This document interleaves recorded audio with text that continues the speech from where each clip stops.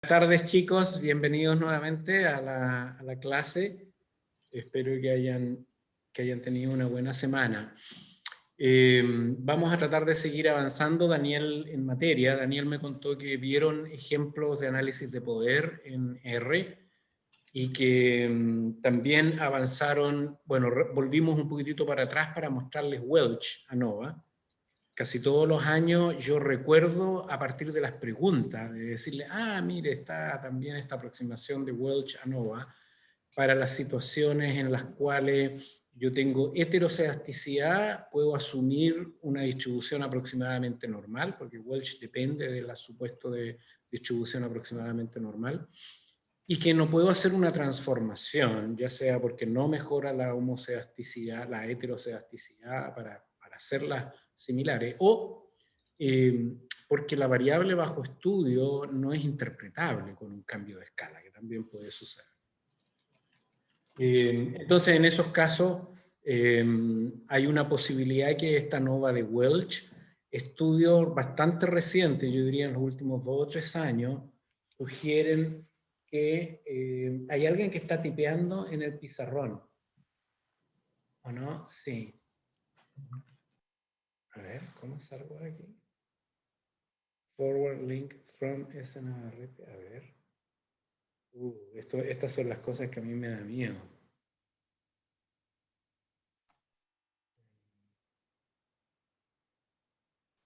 Sí, me dan un poquito de miedo. Alguien está como parece que accede al pizarrón. Pero a ver. no se ha compartido. Todavía no se comparte. No, pero estoy aquí y de repente veo que están tipeando algo en este tablet. Que hace como, algo está pasando. Está poseído. Chuta, la otra vez mi computador estaba medio poseído. Logré solucionar el problema. Ya. A ver, estábamos en que existe esta posibilidad de una ANOVA de Welch, que los estudios recientes sugieren que hace un muy buen trabajo manteniendo las tasas de error tipo 1.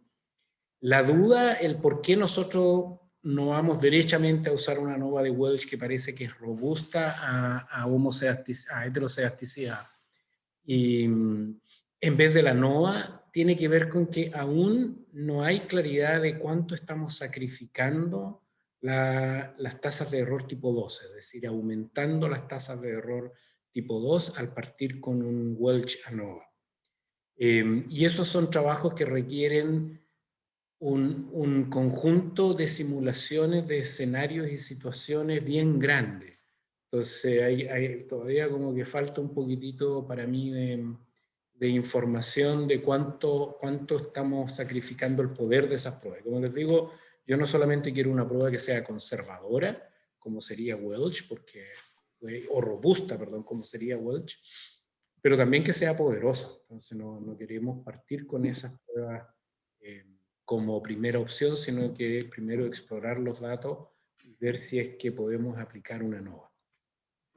En el caso de poder, yo, verdad que lo acabo de borrar, en el caso de poder, mi filosofía es que realmente el único que es de interés es el poder prospectivo, que ese poder prospectivo debería aplicarse solamente para guiar un potencial estudio experimental o de muestreo, no para realizar cálculos precisos con respecto a el número de unidades muestrales que yo tengo que tener en un estudio. Se los digo porque muchas veces ha sido interpretado así, y así se usa, desde la concepción de Neyman-Pearson, de la prueba de hipótesis versión distinta a la original de Fisher, se conceptualizó esta idea de las pruebas de poder y los tipos de error 1 y tipo 2. Y creo que ha sido desvirtuado un poquitito. Entonces, primera cosa, yo lo que recomiendo es hacerlo antes. Tengan o no tengan un software, lo pueden hacer a mano. Es bastante fácil hacerlo a mano con las fórmulas que yo les di. El problema principal no está en esos cálculos, sino que está en ese parámetro no central. ponerse uno mismo, si es que uno está dirigiendo ese proyecto o ese conjunto de investigadores, en qué es lo que considero biológicamente importante a la luz de la hipótesis que deseo someter a prueba. Y a partir de eso, pensar en si tiene sentido realizar ese estudio. El tener un valor, más que una estimación, un valor de la varianza residual, para mí no es un problema, porque yo no estoy interesado en obtener allí un estimador, sino que quiero tener en el poder prospectivo un estimador, un valor realista de varianza. Y en estos casos yo voy a tratar de usar una varianza que ojalá siempre sea en el límite superior o un poco más grande que la que yo puedo obtener en mi experimento, de manera que yo tenga un número de replicación apropiado, ¿okay?, para poder hacer el estudio. Eso es lo que vamos a ver con cálculo de poder prospectivo. Hay libros, yo creo que los tengo citados en los apuntes, completos para ver cálculo de poder, que son un poquitito más complejos para los distintos diseños. Uno se puede complicar en diseños más complejos, valga la redundancia, con hacerles cálculo de poder a los distintos factores que entran en ese diseño. Sin embargo, muchas veces uno puede simplificar el diseño. Porque recuerden que no hay que perder esta idea de tratar de determinar cuál es el número de réplicas que parece razonable tener. Cosa de que yo pueda decir, mire, si tengo que usar 30 individuos y esos individuos son imposibles de obtener, es éticamente imposible, mejor abandonar esa forma del estudio. Y eso lo puedo hacer también simplificando un poco el diseño que yo voy a ocupar hasta cierto punto, para tener una idea del poder. Lo otro que les mencioné en la clase pasada es que hay otro poder, que es el poder que se denomina retrospectivo. ¿Okay?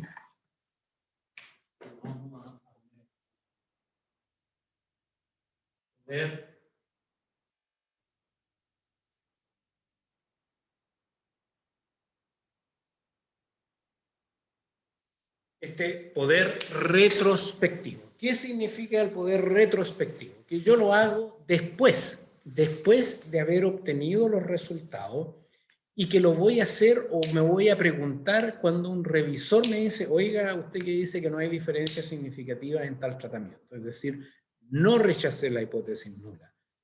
Que le digan, oiga, ¿y cuál es la confiabilidad de que eso no sea por falta de poder? Ese resultado que dijimos que puede ocurrir en el cual hay ambigüedad. Hay ambigüedad de si hay o no hay un efecto, hay pequeñas diferencias, pero no son significativas. Entonces, uno podría, en teoría, hacer este cálculo de poder retrospectivo. ¿Qué ventaja tiene aparente? Es que tengo todo. Yo en el cálculo de poder retrospectivo tengo, obviamente, el diseño experimental que ya usé, porque yo ya hice el estudio. Tengo el nivel de significancia que yo usé en ese estudio y que me llevó a decir que no hay evidencia para rechazar la hipótesis nula. Tengo la replicación que yo ya usé en ese estudio y tengo un estimador de las varianzas, que es la varianza residual de ese análisis de varianza que yo apliqué, o prueba de Stewart, como vamos a ver ahora, que es lo mismo. Entonces, yo tengo todo y además aparentemente tengo un estimador del efecto que yo tengo en ese estudio. Entonces, súper simple, porque no tengo la tremenda complicación del parámetro no central, dicen algunos.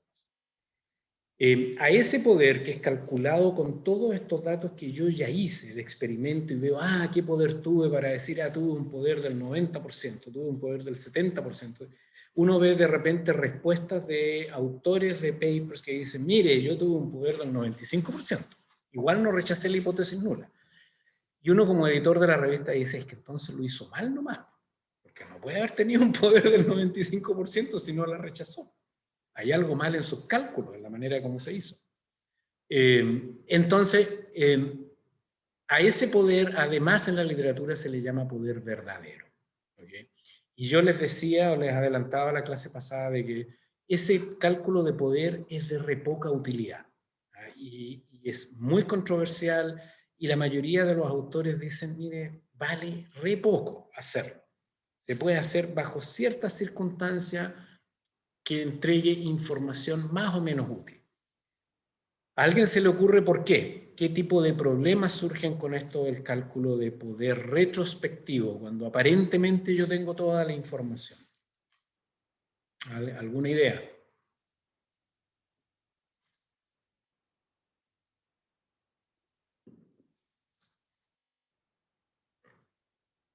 ¿Alguien? A ver, vamos a ver. Sergio Pizarrón, ese estudiante es súper bueno. Fernanda. ¿Estás por allí, Fernanda? Fernanda Samir. Yo creo que hacerlo después puede indicar que en realidad el estudio está mal y yo ya lo hice. Entonces, Ya, eso, pero digamos, eso sería honestidad. Decir, ay, qué mal lo hice con el poder que tenía para rechazar la hipótesis era muy baja. Vamos a ver que eso es una de las pocas utilidades. Pero ¿qué problema habría en tener toda esta información y decir, este es el poder de mi prueba? ¿Qué se les ocurra? Que para calcular poder se necesita el alfa, pero se supone que si nosotros ya calculamos, hicimos el análisis con un alfa y la prueba al parecer es errónea, no podríamos volver a cambiar el alfa para que me dé un resultado que me convenga.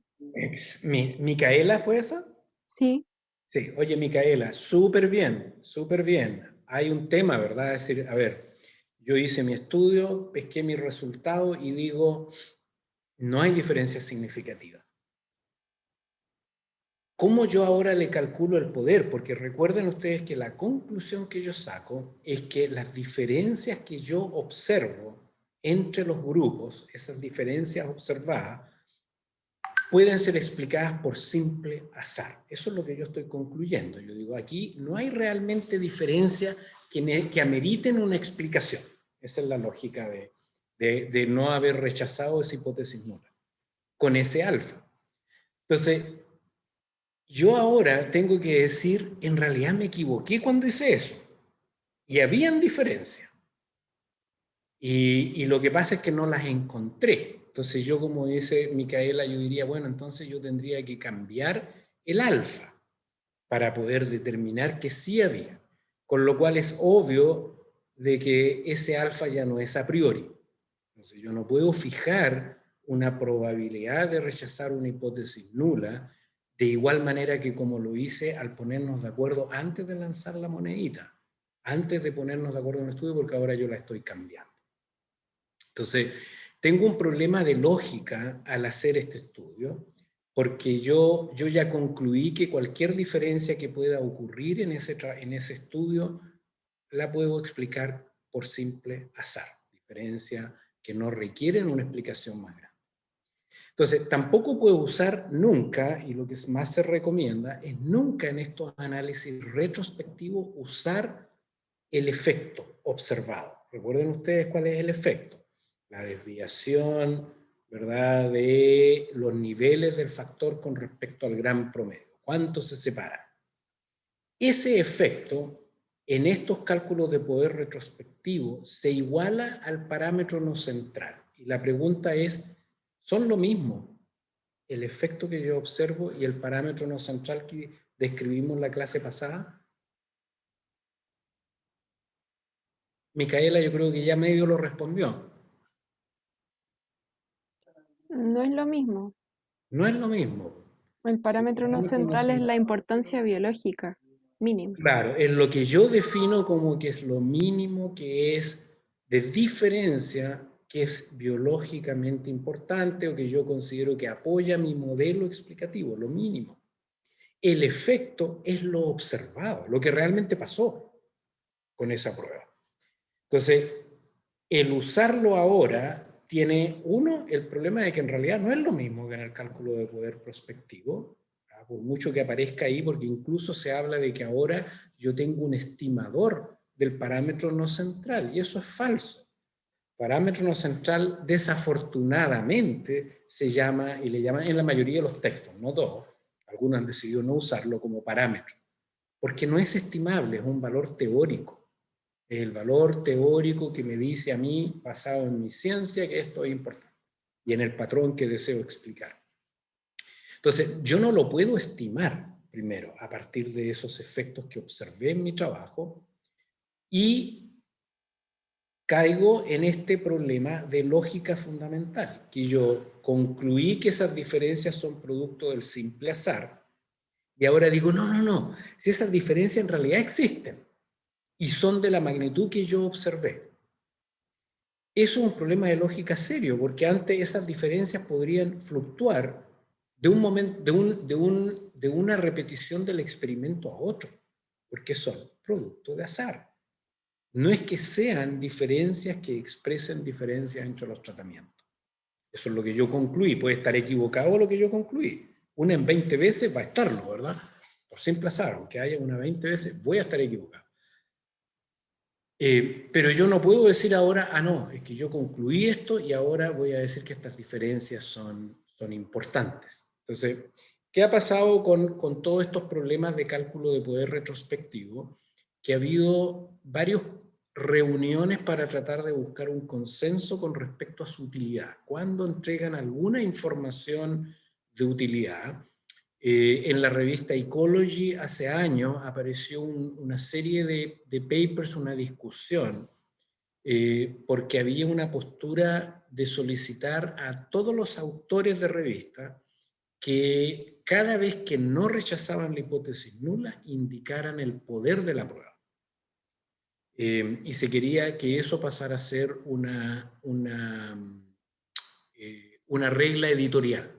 Usted no encontró significado qué poder tenía la prueba. El problema de eso era que sesgaba las tasas de error, porque yo no puedo hacerlo solamente cuando no la rechacé si yo ya conocí el resultado. Entonces la otra postura era hacerlo para todas las pruebas, las que rechacé la hipótesis nula y las que no. Con lo cual realmente pasaba a ser un cálculo de poder prospectivo, que era lo único que tenía sentido. No hay acuerdo generalizado. Yo pienso que de vez en cuando es bueno para responder, uno puede hacer un cálculo de poder retrospectivo para responder dos preguntas. Y ¿saben que me voy a cambiar el pizarrón para poder hablar?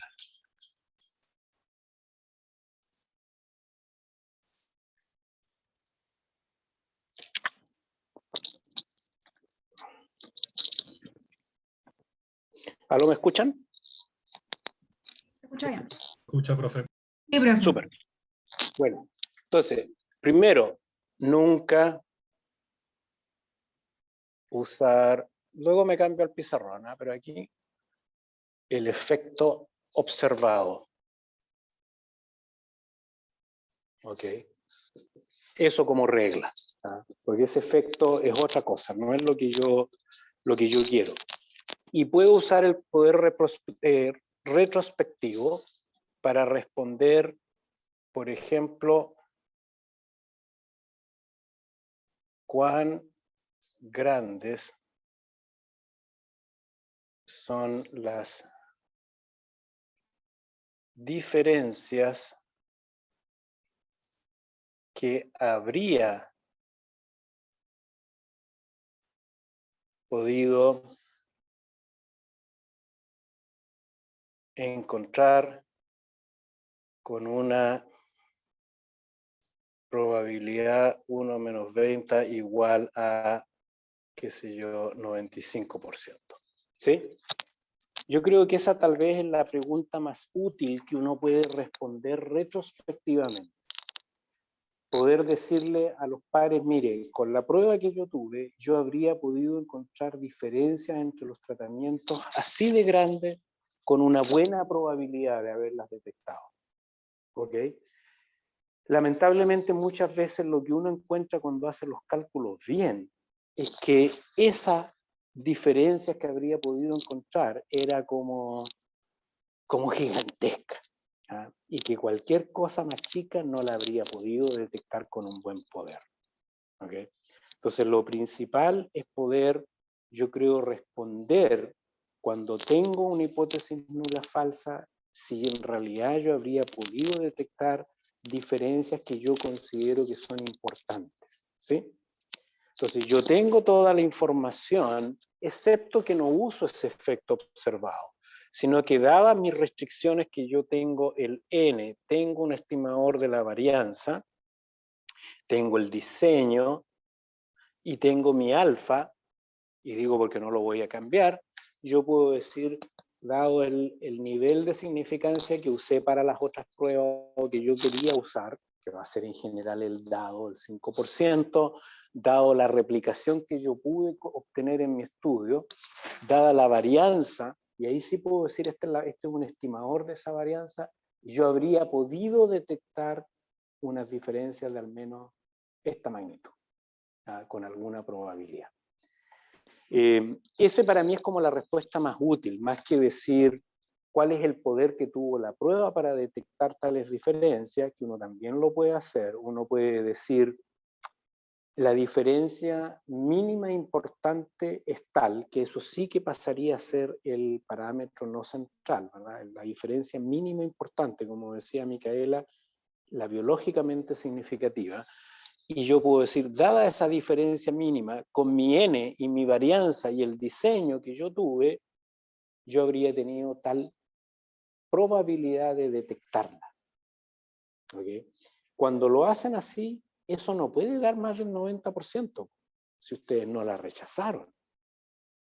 Entonces van a tener necesariamente una probabilidad de rechazarla baja. No puede ser más grande. Si no, la habrían detectado. Entonces, casi siempre cuando responden y dicen la probabilidad era altísima, es que no está bien hecho ese cálculo. Entonces, yo diría que esto es lo de mayor utilidad para el retrospectivo, y como les adelantaba antes,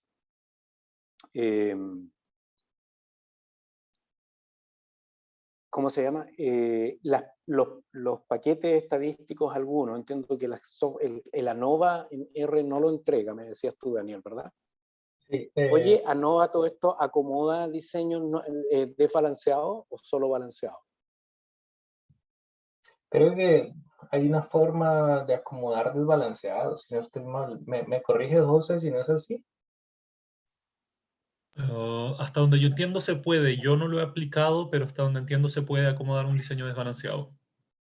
Sí, échenle un vistazo. En general en los software, cuando se usaban los módulos ANOVA, en SAS, en SPSS, en BMDP también, el módulo ANOVA era para diseños balanceados. Cuando hacía harta diferencia la fórmula de la generalización para estimarlos. Entonces se creaban distintos módulos al módulo usando un modelo general linealizado. Entonces échenle un vistacito, así que a lo mejor le llaman ANOVA hoy en día nomás, ese yo no lo he visto en detalle, para balanceado y desbalanceado, porque las diferencias en cálculo ya no se notan. Eso. Preguntas con lo que es poder, porque vamos a pasar a otro tema ahora, si tienen alguna preguntita. Sí, profe, yo. Oh, ok, María Javier, dele. Javiera nomás, por favor. Como le digo todas las clases. Ok, perdón. Quería preguntarle, este cálculo de poder, ¿sirve solamente para ANOVA? No, el cálculo de poder, a ver, la esencia misma del cálculo de poder para factores fijos, esto es todo para factores fijos, es esencialmente la misma para T-de-Stewart y para análisis de varianza. Uno lo puede calcular igual. Y como vamos a ver enseguida, también sirve para las pruebas de distribución libre, porque no es posible hacerlo con las pruebas de distribución libre. Ahí vamos a decir, o sea, yo tengo que transformarlo a alguna variable que me permita comparar. ¿Ah? Pero, Okay. entonces, pero en esencia, T-Stewart, análisis de varianza para un factor. Cuando hay más de un factor, lo que pasa es que yo voy a tener, recuerden que el poder, hay un poder por cada forma de la hipótesis que yo someto a prueba. Cuando veamos diseños más complejos, vamos a tener más de una fuente de de varianza que son de interés y que someto a prueba. Cada una de esas tiene un poder y el poder puede ser distinto para cada una en un mismo análisis. ¿Ok? Entonces, para un diseño factorial de 2 días voy a tener 3 poderes distintos. El poder para el factor 1, el poder para el factor 2 y el poder de la interacción.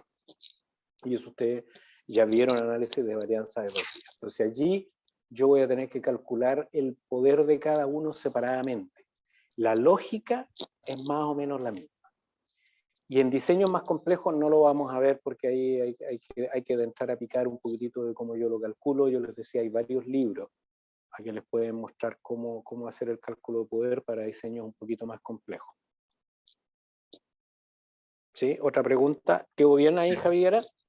Sí, o sea, como esencialmente cualquier prueba y cualquier set de datos que tengan una varianza y una media, puedo Y que tú los meterlos puedas, en...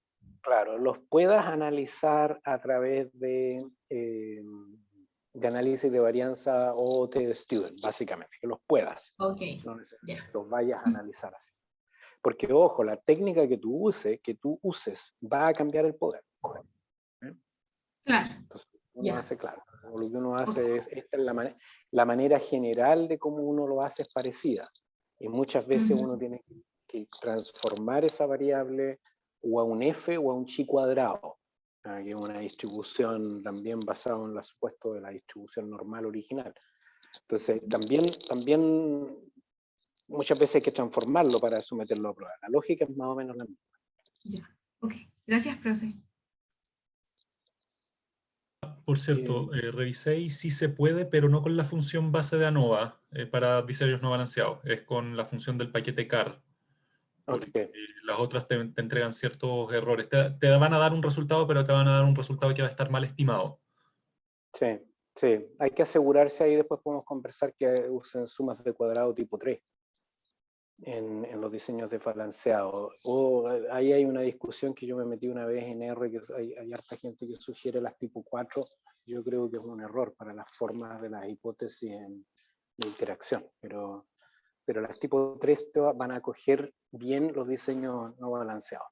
El resto de los estudiantes no se preocupen, no es algo que vayamos a ver en el curso. Eso. ¿Alguna otra pregunta de poder?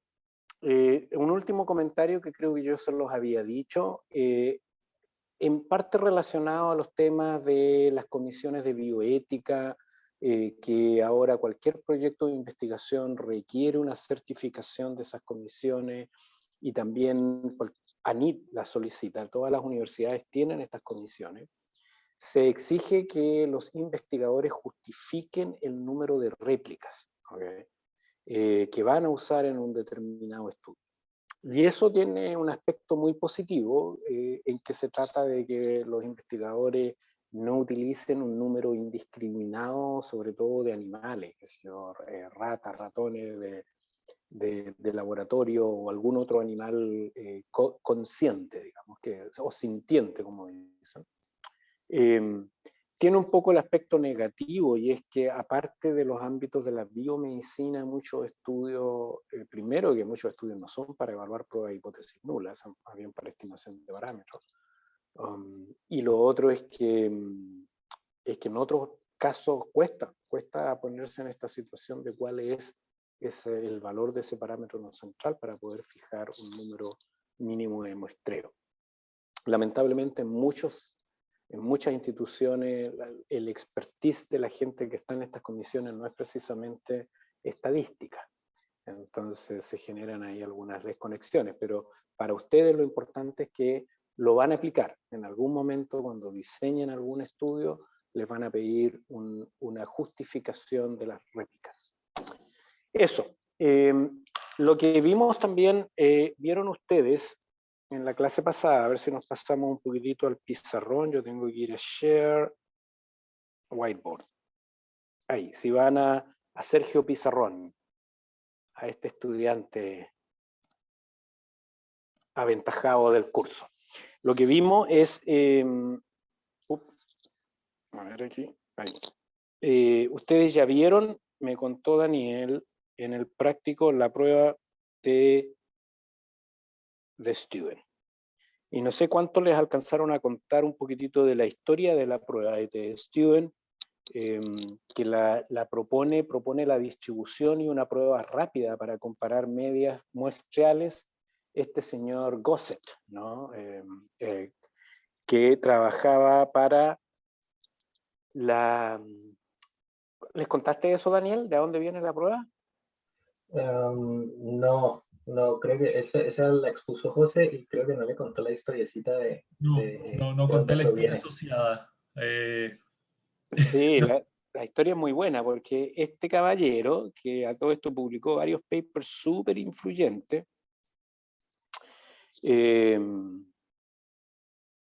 publicó este trabajo con un seudónimo, que se llama Stewart, pero su nombre era, ya ni me acuerdo cuál es el nombre de pila del señor Silly Gossett, que trabajaba para una empresa que probablemente fue una de las primeras industrias que incorporó análisis formal estadístico para mejorar procesos de producción. Entonces no hay muchos ejemplos anteriores a esta empresa, y la empresa era Guinness, a William era el nombre de pila.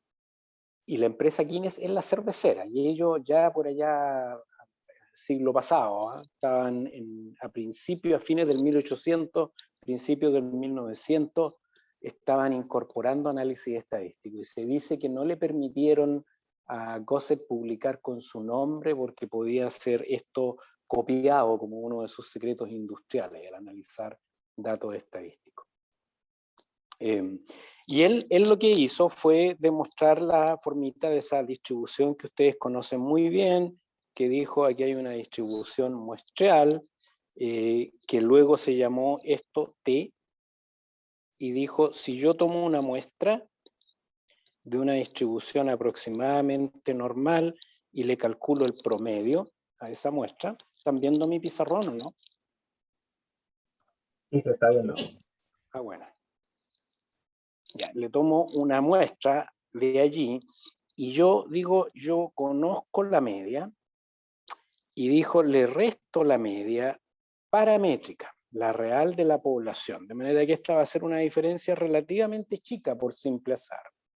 Y ahora divido por la desviación estándar de esas diferencias, y esa desviación estándar de las diferencias es el error estándar. Y él dijo, yo puedo repetir esto un montón de veces, y a esto le llamó el valor de T-Student.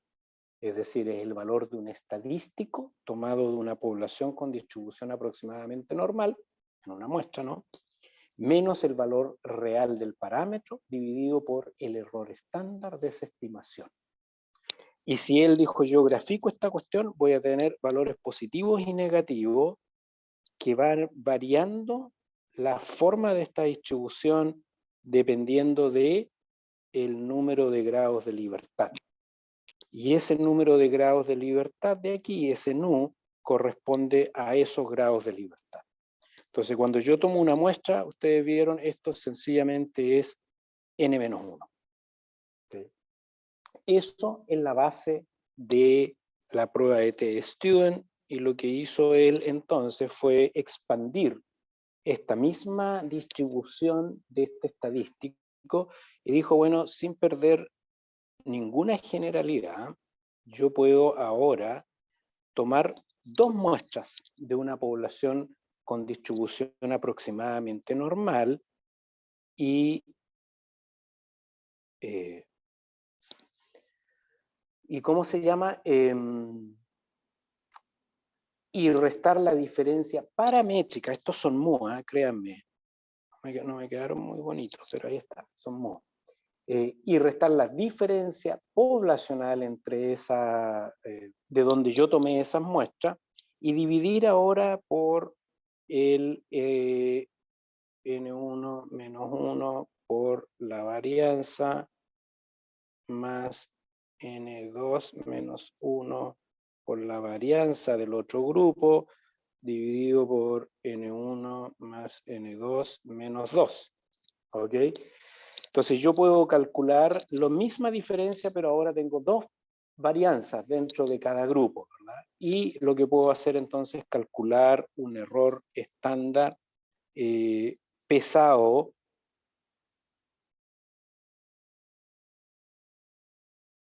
por las diferencias en tamaños muestrales. Es decir, suficientemente general para acomodar diseños no balanceados. ¿Qué es lo bonito de esto? Bueno, él dijo, esto se distribuye como T-Student, igual que en la fórmula original, si de hecho es lo mismo, lo único que ahora son diferencias. ¿Qué es lo lindo de esta expresión? Que bajo el supuesto de la hipótesis nula, si H0 es verdadera, si H0 es verdadera, entonces esto de aquí es 0. Y significa que yo ahora puedo calcular el valor de ese estadístico, de ese T de student, porque todo lo que me queda aquí son valores de mi muestra. No tengo más que los valores de la muestra. Entonces los puedo calcular todos. Y yo puedo ir ahora a la distribución que él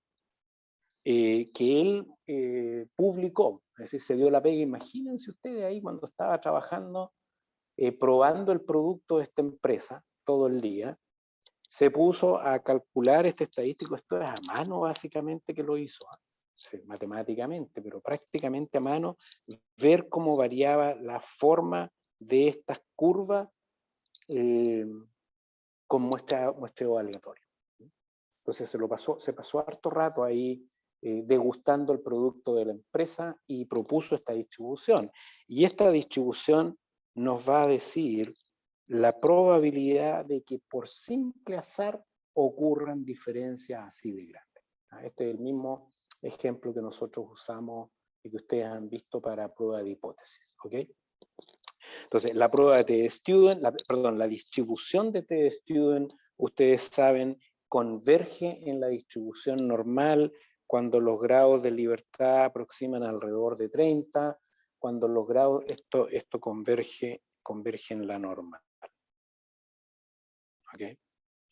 Cuando los grados de libertad se aproximan a 100, son indistinguibles la distribución normal de la distribución de T.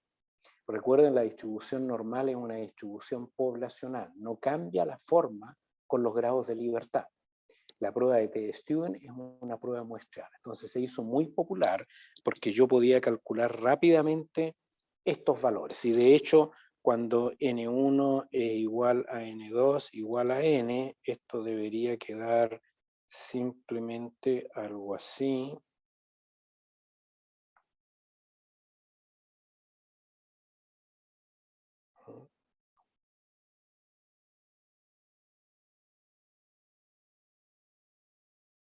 Me parece, ¿sí? Si está mal, corrígeme José o Pablo o Daniel. Entonces, es una fórmula súper sencilla. Ganó, yo creo que excesiva popularidad. Y digo excesiva porque entre los aplicadores de pruebas estadísticas empezamos a abusar y a mal usar esta prueba tremendamente. En la mayoría de los libros de texto, la prueba de T-Student se enseñaba al principio de los libros de texto para introducir la temática de prueba de hipótesis, en gran parte por su facilidad de cálculo, porque calcular el análisis de varianza era recontra más complicado, aparte de que esta surgió antes, esta distribución. Fisher demostró de que era realmente lo mismo que el análisis de varianza, cuando había dos grupos. La principal limitación de esta prueba es que solamente yo puedo someter a prueba de hipótesis cuando hay dos grupos. Y solamente dos grupos. Y puede ser la hipótesis de dos colas, que va a ser lo más común, ¿verdad? Mu1 distinto de Mu2, en donde yo le asigno a la distribución de probabilidad, el alfa, a cada lado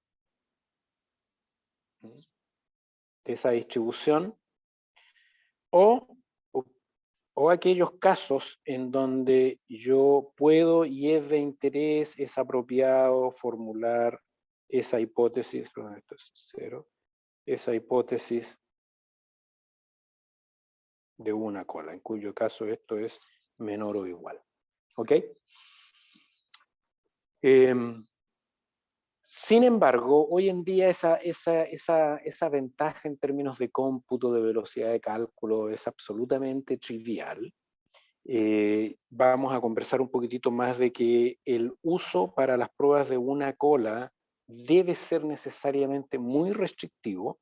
Solo ciertas circunstancias tiene sentido, particularmente en ciencia básica, utilizar estas pruebas de una cola. La prueba en sí es súper utilizada para comparar contra un parámetro y nosotros lo vamos a ver, es decir, una prueba de mucho interés y de mucha utilidad, lo sigue siendo, pero no para reemplazar el usar el ANOVA. Se ha llegado a algo que para mí es ininteligible, que incluso en Internet, en esto hay un librito de estadística en Internet y algunos libros, más que libros de texto, cursos, hablan de que el análisis de varianza es para 3 o más grupos y la prueba de T-de-Stewart es para 2 grupos. Y eso es una falsedad. La prueba de análisis de varianza es para 2 o más grupos. Y de hecho es lo mismo que la prueba esta de T-de-Stewart. Y vamos a ver si lo pueden ver aquí. ¿A qué se parece esto de aquí?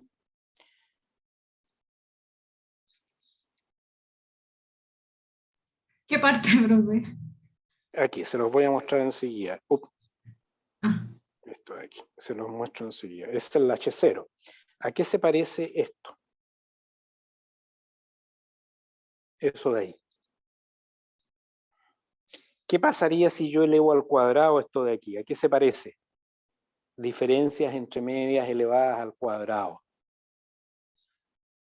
Suma de cuadrado. Eso. Si yo elevara al cuadrado aquí, voy a elevar al cuadrado arriba y abajo. ¿Qué pasa si yo elevo al cuadrado diferencias entre medias? ¿Se parece a esto?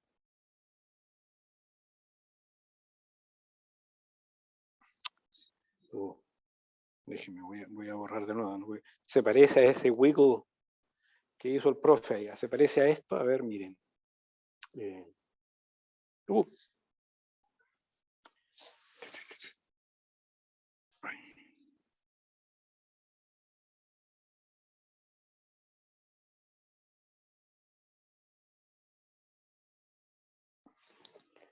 Es eso, ¿no? Suma sí. de cuadrado entre. ¿Sí? Ahora, en el F, ¿yo qué es lo que hago? ¿Divido las sumas de cuadrado entre por las sumas de cuadrado dentro o divido los cuadrados medios? ¿Qué divido?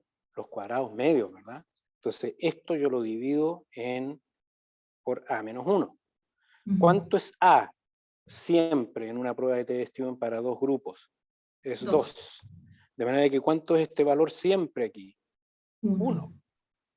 Entonces es exactamente igual. ¿Qué pasa si elevo al cuadrado aquí? ¿Qué es esto? Yo saco la raíz, tengo, vamos a ponerlo aquí, tengo la varianza de un grupo, la varianza del otro grupo promediada. ¿Sí? Lo que tengo yo aquí son el promedio de las varianzas dentro de grupo. Entonces yo en realidad estoy dividiendo eso por los cuadrados medios, porque estos sí que están ya divididos por sus grados de libertad dentro. Entonces, de hecho, esto no es solo que se parezca y uno dice, mire, se ve parecido a la cuestión, es igual. Entonces, se debe cumplir siempre en todo diseño que t al cuadrado con nu grados de libertad es igual al f con 1 y nu grados de libertad. Esto se cumple siempre.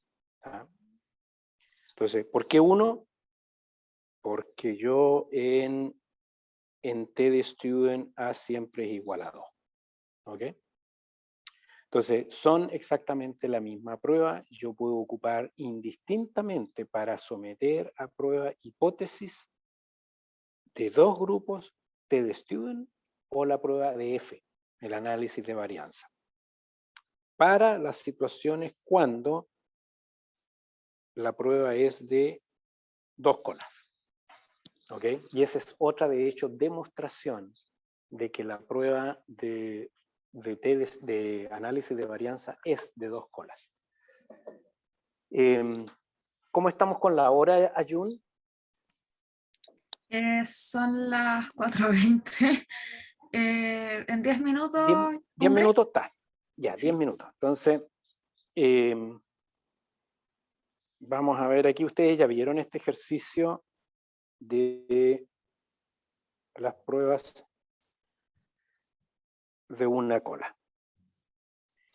¿Qué significan las pruebas de una cola? Que yo, cuando formulo mi hipótesis de interés, en vez de estar interesado en una situación de este tipo,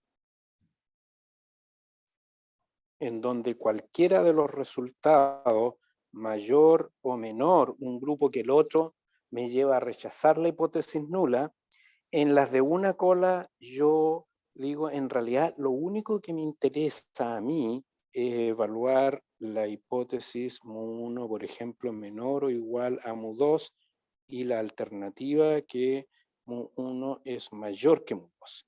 Por ejemplo, me interesa solamente saber si la vacuna, mira, pongámoslo al revés. Si estoy comparando, por ejemplo, vacunas. Esto es mayor o igual y esto es menor.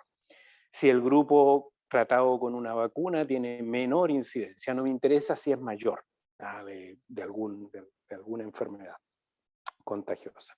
Y esto dijimos, ustedes lo vieron en las clases, es entonces equivalente a atribuir, en vez de alfa medio y alfa medio, decir a mí lo único que me interesa es este lado de la distribución. Y eso tiene el efecto de que desplaza, obviamente, el valor crítico. Y que si yo tengo resultados que caen en esta zona, podría pasar de un resultado no significativo a un resultado significativo. Y por eso en muchos libros de texto dice, las pruebas de una cola tienen mayor poder. Eso no es estrictamente cierto, es aparente, porque para esta hipótesis, ese set de hipótesis, hay un poder y esta es otra, es distinto. Entonces no son directamente comparables. Aquí yo tengo un poder que aparentemente es mayor que el otro, pero cambié la forma de la hipótesis. Eso en primer lugar. Esto, ¿cuál es el problema? Que si yo obtengo que el promedio del grupo 1 es menor al promedio del grupo 2, entonces, ok, sea o no sea significativo. Mi problema surge cuando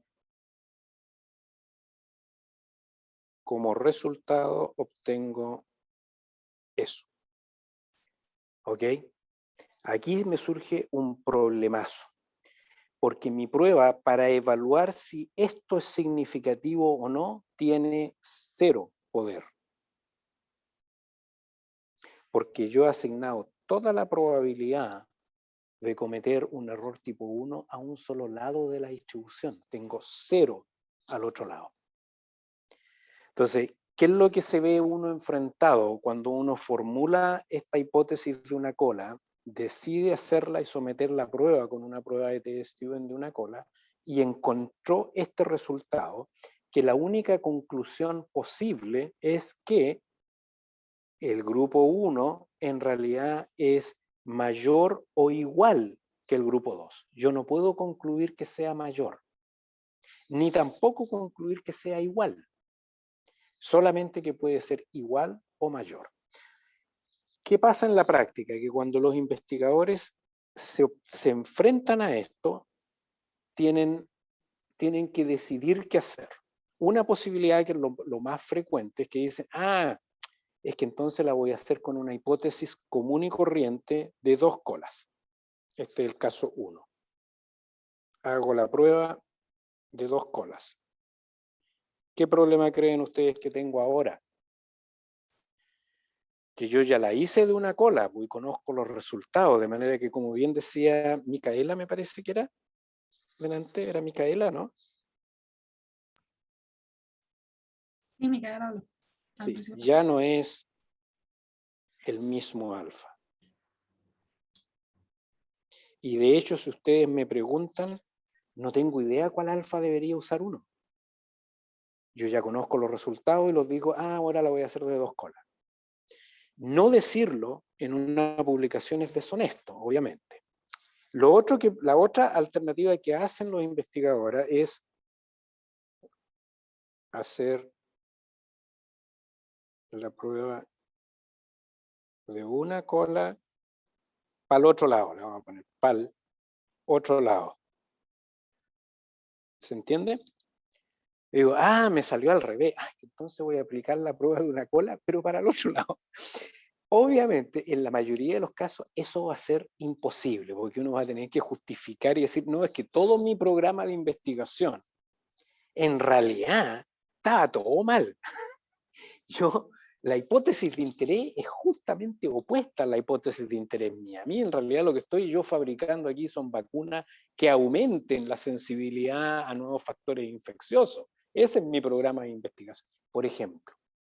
Entonces, esto de aquí, aparte de que no tiene mucho sentido, es deshonestidad total, ¿no? O sea, si yo no digo, no, mire, lo puse para un lado, no me salió el resultado para el otro y ahí apliqué otra de una cola, aparte del mismo problema que vemos acá, que ahora sí que yo ya no tengo probabilidades alfa. Se acabó, la hice para un lado, la puse para el otro. Es como mejor no aplico la prueba. Y la otra opción es sencillamente decir, mire, el resultado me salió al revés, pero a lo mejor es de interés el aplicar la prueba porque podría ser que al final el grupo 1 sea mayor que el grupo 2, pero no tengo cómo detectarlo, que nadie lo va a poner en un paper, porque le van a decir, bueno, vaya y haga el experimento de nuevo, es lo más probable que diría yo como revisor. O decir, realmente no es de interés. Esta vacuna no funciona porque al parecer es igual o mayor la tasa de incidencia de ese grupo y no me funciona ni es de interés. Es muy raro que eso sea así desde el punto de vista científico, pero sí desde el punto de vista de la empresa que fabrica esto, por ejemplo. Entonces, si yo estoy en una aplicación práctica, entonces yo puedo pensar en que la hipótesis de interés. Y antes de que nos eche la Ayun, les cuento que este problema se ha tratado de solucionar, y pueden ver algo en los apuntes, con pruebas de una cola y media. Así mismo, tal cual. Pruebas, ¿cómo se llaman en español? Se llaman lopsided. Yo creo que ustedes ya, pruebas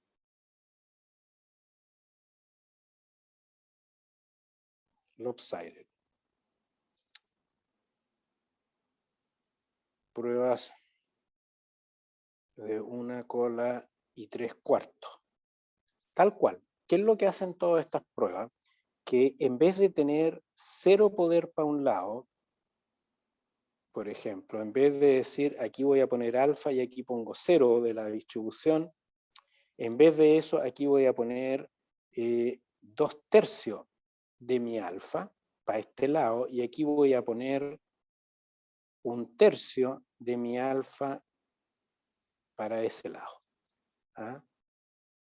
¿Cuál es el problema? Que el primero que lee dice, oye, ¿por qué 1/3 y 2/3? ¿Por qué no 1/4 y para un lado y 3/4 para el otro? Entonces también alguien dijo, no, mejor que esto pongamos 3/4 del alfa aquí y le ponemos 1/4 nomás acá. Y hay otros que han propuesto 9/3 a 3/1 y hay otros, es decir, no hay nada que permita, que yo sepa, que permita designar los alfas, me refiero a cada lado, adecuados para cada lado, ¿ok? Entonces, para mí estas pruebas ustedes las van a ver en libros de texto, pueden meterse ahí, no tienen mucha lógica, para nada. Yo tengo que tomar decisiones súper duras de determinar cuál es la hipótesis de mayor interés y la otra es de interés, pero no tanto, y decidir ese no tanto es 3/4, es 1/4 de la otra, es 1/9, no tiene sentido. Lo más simple es restringir las pruebas de una cola a las situaciones, a situaciones en las cuales efectivamente a mí me interesa solo un lado de esa distribución, porque estoy desarrollando una aplicación, porque estoy trabajando para una industria, porque se llegó a un nivel de conocimiento tal que en realidad lo que quiero es evaluar el modelo teórico. Y no me interesa la respuesta opuesta porque no gano conocimiento con la respuesta al otro lado. Eso. Y les recuerdo, antes de que me eche ahora sí la Jun, es que obviamente que si yo tengo una prueba de 2 colas y encuentro diferencias significativas, es perfectamente correcto decir el grupo 1 es significativamente mayor que el grupo 2. Eso es pura lógica, no cambia nada las probabilidades. Profe, ¿Pregunta? antes de eso, había una manito levantada. Una manito, dale. Sí, ahora ya no está, pero no sé si sigue la pregunta de Javiera. Sí, era yo. Iba a decir que como con el tema de empezar a fraccionar el alfa más que mitad, como que se pierde un poco el punto del consenso de alfa, ¿o no? Sí, Eh, absolutamente. Por eso es que uno dice, bueno, ¿cómo nos vamos a poner de acuerdo? Porque ahora, por último, tú dices, ya, yo tengo igual probabilidad. Para cualquiera de los resultados es de toda lógica, ¿no? Yo tengo igual probabilidad de que salga para un lado que salga para el otro porque no tengo una dirección. Cuando establezco una dirección, también tiene lógica, pero yo tengo que negar el resultado opuesto. Si ya no es de interés, no los voy a someter a prueba. Cuando digo, no, es que un poquitito de interés, entonces no hay manera de estandarizar. No hay manera de ponernos de acuerdo en los alfa. Entonces van a encontrar todo tipo de propuestas en estas lopsided, que se llama, que tienen las colas no son simétricas, un poquitito más grande, más pesadita para un lado que para el otro. Y ahí, claro, se pierde la esencia que es que yo tengo un criterio en el cual me puse de acuerdo antes y tomo una decisión por equivocada que pueda estar. Esa decisión puede estar equivocada tantas veces. Aquí se pierde con esto. Si yo por eso digo, lo mejor es restringir el uso de pruebas de una cola. Gracias. ¿Otra pregunta? Profe, sí, una pregunta. ¿Sí? Dale, Federico. La prueba de T, entonces, al ser equivalente a una NOVA para 2 tratamientos, presentaría las mismas cualidades ante desviaciones de normalidad o homocedasticidad. Oh, qué bueno, mira, porque se me estaba quedando afuera. Exactamente igual. Qué bueno que me dijiste. Primero, el poder, imagínense si yo le elevo al cuadrado y obtengo el mismo valor. Es el mismo. No puede tener un poder distinto si matemáticamente es el mismo. En términos de desviaciones de robustez a la normalidad, igual que el análisis de varianza, y de sensibilidad a heterocedasticidad, también es igual al análisis de varianza. En los apuntes, ustedes pueden encontrar una prueba de T-Student para varianzas heterogéneas. Esa corrección es la corrección de Welch. Hay un poco de diferencia en la literatura si esa es Welch o es parecida a la de Welch. Pero esa corrección que aparece en los apuntes es la corrección de Welch, que se aplica después a análisis de varianza que les mostraron los chicos, pero ahí explicada para el caso de una prueba de test. Todo lo demás es igual para las pruebas de hipótesis nulas. ¿Sí? Eso, tomamos un recreo ahora sí, 15 minutos. ¿A qué hora volvemos, Ayun? En 10 para las 5. Ok. ¿Profe? Ah, ya se fue.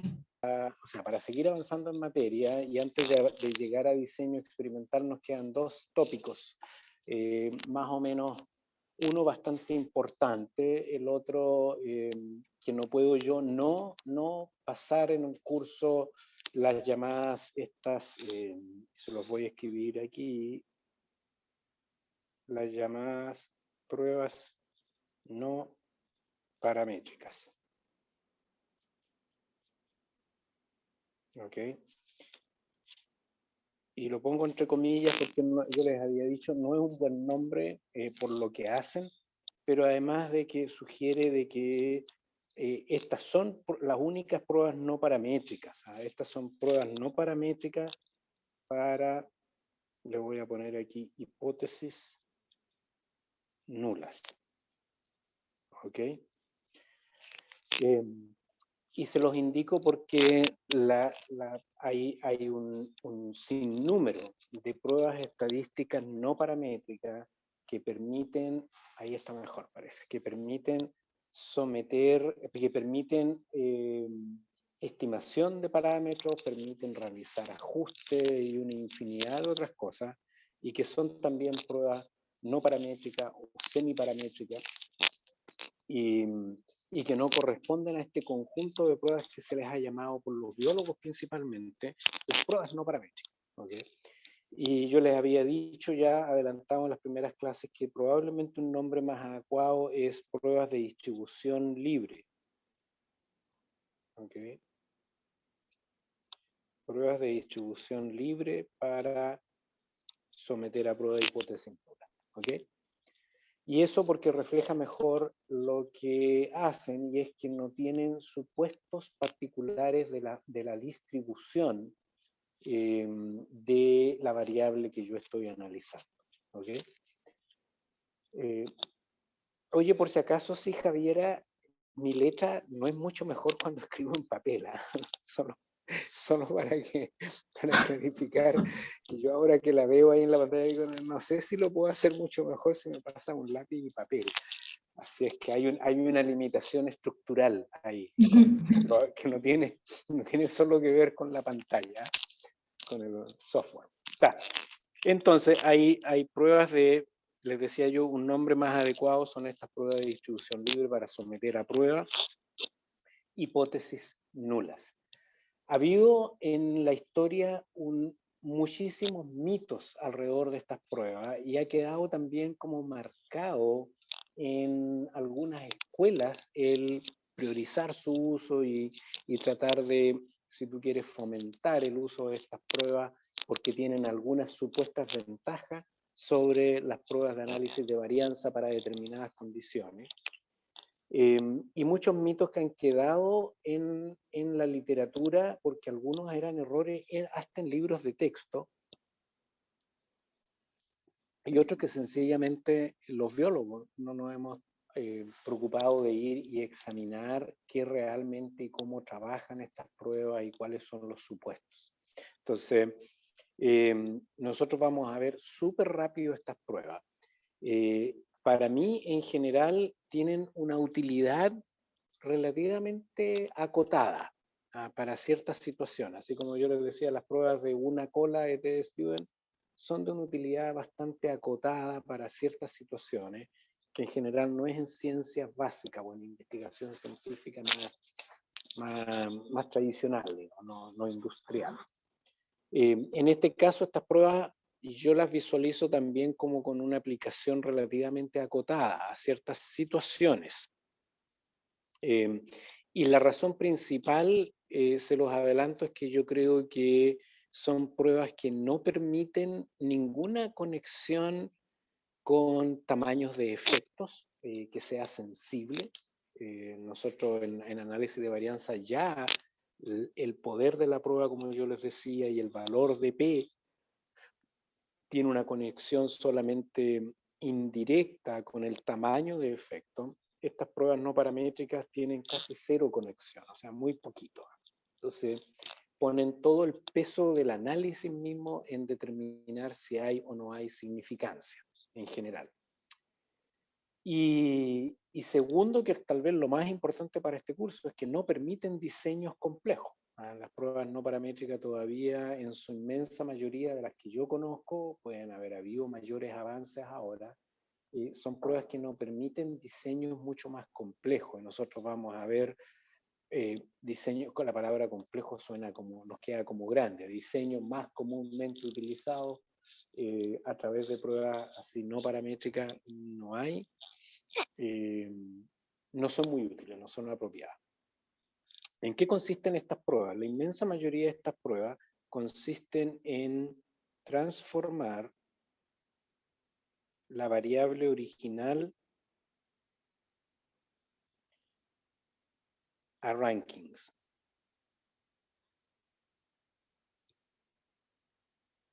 ¿Ok? O bien que los datos originales no son tomados en una variable continua, por ejemplo, sino que son tomados en rankings. ¿Qué significa rankings? Que no es rangos, como ha sido traducido en hartos libros de texto por la traducción española. A esto se le llamó en muchos libros rangos. No son rangos. El rango en estadística es bien definido, la diferencia entre el mayor y el menor valor. ¿Okay? Los rankings es el orden. ¿Okay? El orden en que ocurren esos valores. El más grande, el segundo más grande, el tercero más grande, el cuarto, el quinto, el sexto, hasta el final. Que a eso yo, en vez de tener la variable original, yo tengo un ranking de esas variables. Entonces, la técnica lo que hace es tomar una variable original y transformarla al ranking, con lo cual yo ahora ya no tengo la distribución original, no tiene nada que ver con esa distribución original de la variable, y tiene una distribución que se dice es más bien uniforme. Los rankings ahí no es necesariamente perfectamente uniforme, pero es una distribución relativamente uniforme a esos rankings. La otra situación son aquellos casos en los cuales yo no mido la variable original, sino que mido directamente rankings. Y hay algunas circunstancias en las que eso puede ocurrir.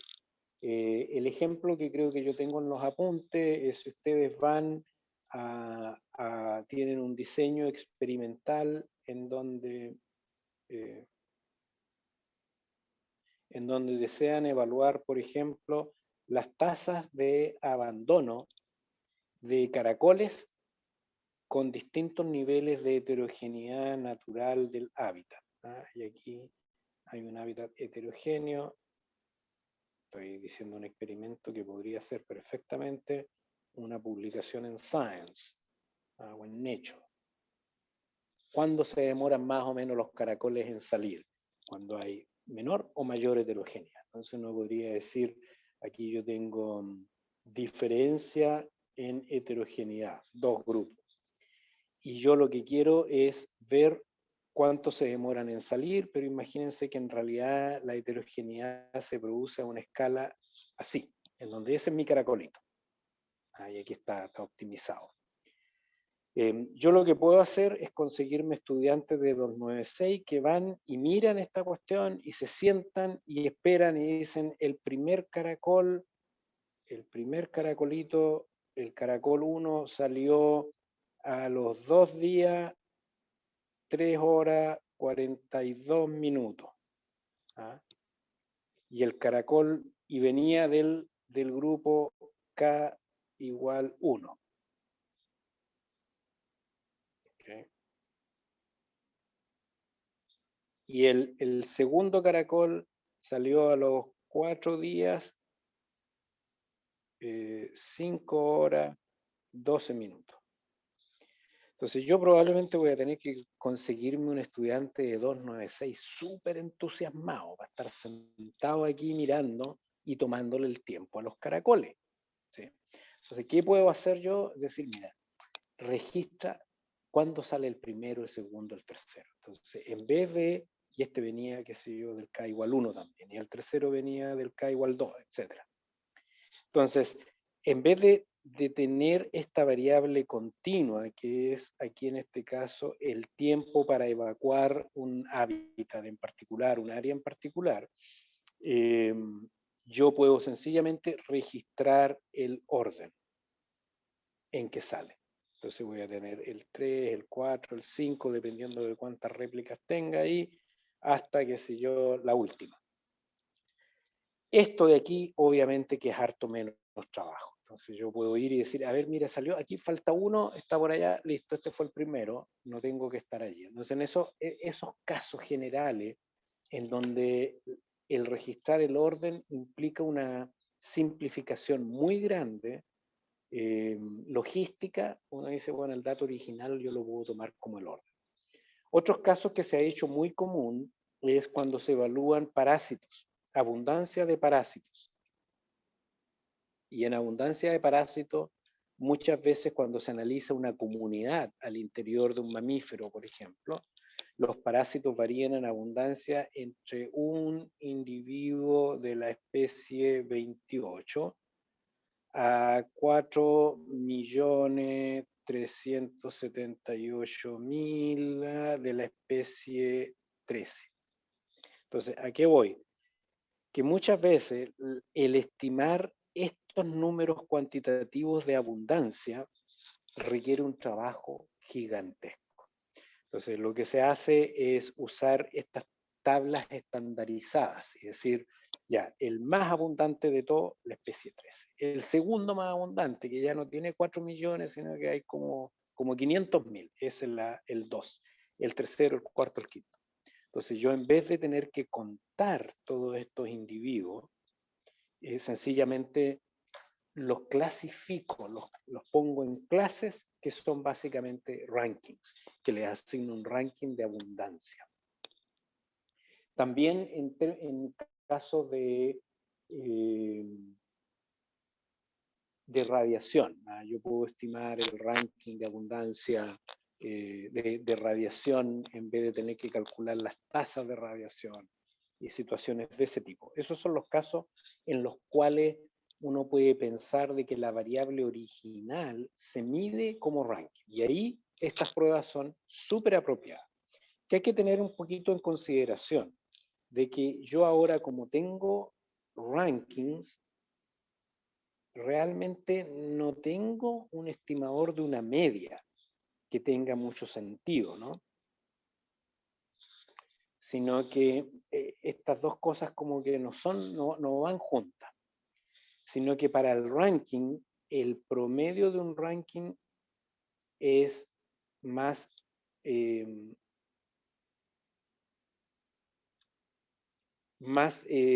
define mejor esa distribución. Cuando la distribución es uniforme, la mediana. Okay, entonces, en general, estos rankings, lo vamos a llamar phi aquí a la mediana, sencillamente. Las pruebas, perdón, de no paramétricas, lo que hacen es someter a prueba no la hipótesis típica de media, sino que en general una modificación de esa hipótesis que está relacionada a las medianas. ¿Okay? ¿Qué pasa? Que si yo ya tengo los datos en rankings y le calculo el promedio a los rankings, ese promedio es como la mediana, ¿no? Va a ser la mediana.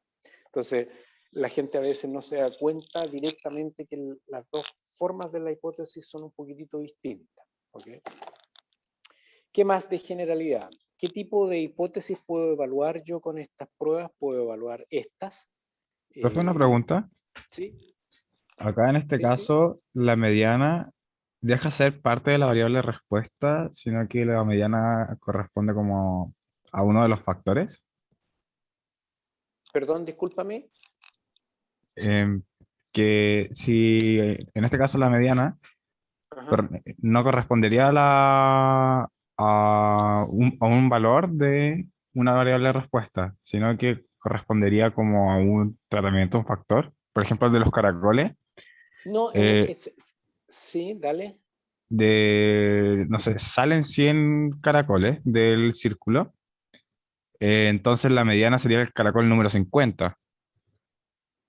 Claro, pero lo que yo voy a hacer es calcular la mediana de esas distribuciones, o sea, perdón, de esos valores entre los dos grupos, ¿sí?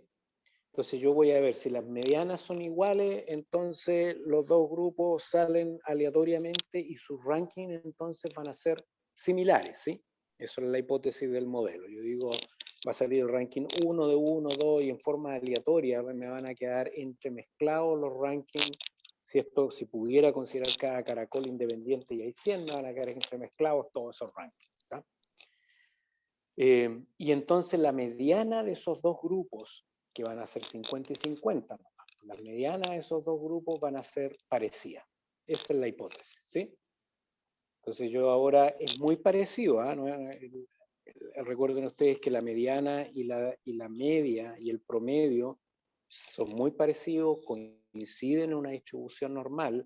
Si las distribuciones no son normales, las medianas son distintas a las medias. Entonces, como esta es una distribución más uniforme de los rankings, la mediana es más o menos el punto central. Entonces, sigue siendo, se dice, una hipótesis de localización. Localización. Es decir, estoy viendo lo único que en vez de usar el promedio, estoy usando el punto en donde está centrada, el punto pivote de esa distribución de valores de ranking. ¿Quedó más claro?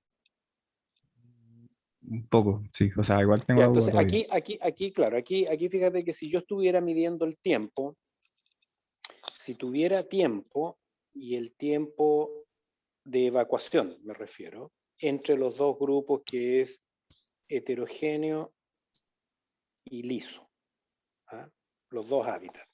Y digo, el tiempo en heterogéneo fue 2 días,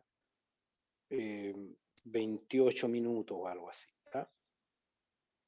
En cambio, en el liso, el tiempo fue de apenas 1 día, 25 minutos. ¿Okay? Estos son ahora mis dos valores de promedio y yo voy a evaluar la hipótesis de si son o no son similares. ¿Tá? ¿Sí? Esto es bien parecido, pero yo ahora los transformé a rankings y ahora cuando hago esto, en vez de calcular el promedio, voy a ver si la mediana de los dos grupos es similar. Ahora yo los pongo en rankings y mi hipótesis es muy parecida, pero se refiere a las medianas, la posición central. ¿Se entiende? Sí, pero igual tendría que estar midiendo el tiempo a cada caracol, ¿no? No, porque tú tienes el ranking. Para calcular, para calcular la mediana yo necesito tener todos los valores. Sí. No, necesito saber cuántos hay nomás y el orden, nada más. Vámonos. Sí, sí. Si yo calculo la mediana y me dicen tengo 100, cuando llego al valor 50, si los tengo ordenaditos, estoy listo. ¿Sí?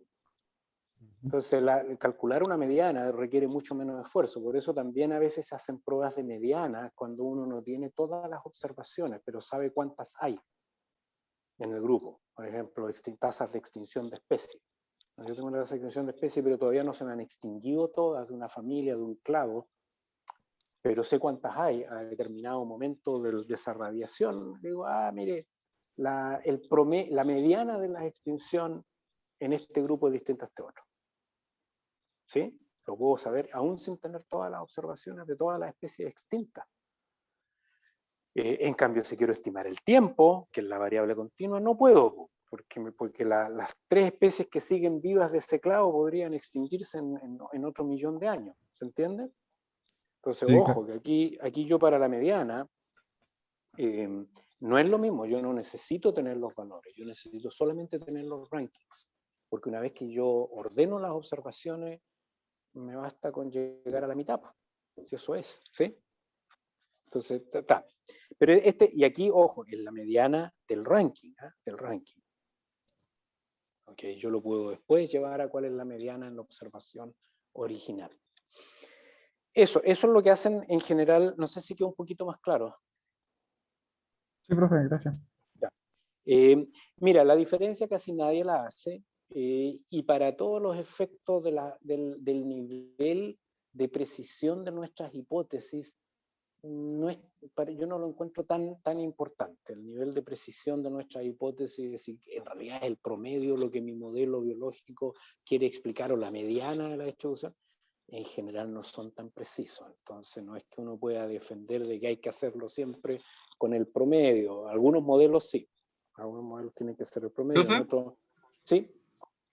Quizá que no entiendo bien cómo podrían ser las medianas de ¿cierto? De dos muestras, del ranking de dos muestras distintas, sabiendo que tienen, por ejemplo, sean balanceados, que tengan el mismo número. Es que, no, aquí, eso, mira, lo vamos a ver si no te queda claro, Ya, porque vale. eso les voy a tratar de explicar de cómo funciona. Entonces, Por favor. estas son la manera como trabajan así en términos generales. Les estaba diciendo, uno puede someter a prueba, hay pruebas para dos grupos, pero también hay pruebas de hipótesis para, estábamos usando 1 igual a 2 igual a A, para múltiples grupos. Y la alternativa aquí también es al menos una mediana mu sub k diferente.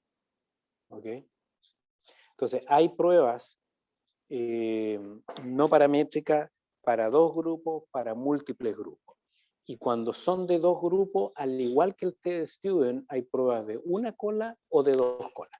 Y todo lo que dijimos con respecto a la restrictivo que es trabajar en pruebas de hipótesis de una cola, aplica exactamente aquí, porque ese es un problema más bien de prueba de hipótesis, no de la técnica como yo lo evalúo. Entonces, lo mismo que la aplicación de una prueba de T-Student de una cola es bien restrictiva, lo mismo para una prueba no paramétrica de una cola. Porque yo, si me sale el resultado opuesto, no voy a poder someterlo a prueba. Eso. Pruebas no paramétricas hay un montón. Sin embargo, tal vez como en ningún otro ámbito de la estadística, muchísimas de las pruebas que se han propuesto han resultado muchas veces después de un análisis, se ha demostrado que son lo mismo. Entonces hay muchas pruebas que tienen nombres distintos porque fueron propuestas de manera distinta y en realidad después se ha visto que son lo mismo. Por ejemplo, para dos grupos, cuando A es igual a 2, estos están los apuntes. ¿Ustedes están viendo mi pantalla ahora? O sea, el pizarrón. Sí, el pizarrón. El pizarrón. Existe una prueba directa de medianas. La prueba de medianas. En la prueba de mediana está la prueba famosa U de Mann y Whitney. Y si ustedes van a algunos libros de texto más antiguos, esta se llamó la prueba de Mann y otros le llamaban la prueba de Whitney. Y está la prueba de rankings sumados de Wilcoxon. Todas esas se pueden usar para dos grupos. ¿tá? Les cuento que en realidad en otros libros de texto, y que tienen razón, a esta se le llama la prueba U de Mann y Whitney Wilcoxon, porque en realidad son iguales, trabajan más o menos igual, fueron propuestas de manera distinta, pero en general la verdad son la misma. Y después existe una serie de pruebas para A mayor a dos grupos, y allí probablemente la más común es la prueba Kruskal-Wallis. ¿Okay? La más utilizada. Pero van a ver aquí, yo les puse en los apuntes algunas, y muchas de estas tienen nombres súper fáciles de pronunciar, como esta de aquí.